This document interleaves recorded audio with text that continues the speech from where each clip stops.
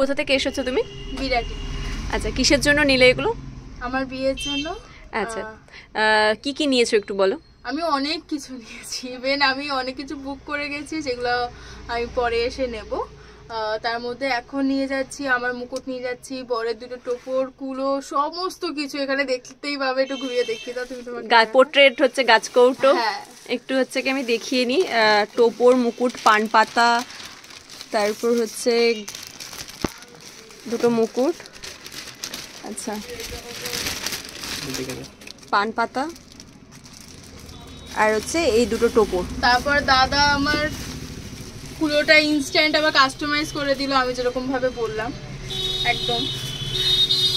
তোমরা কোথা থেকে এসেছো? বিরাটি। আচ্ছা, আর তোমার কেমন লেগেছে বলো। খুব ভালো, খুব ভালো, খুব ভালো কালেকশন, এবং বলতে হবে হিউজ কালেকশন। এত সুন্দর কালেকশন চারিদিকে, যাবে যেখানে থাকবে সেখানেই পছন্দ হবে।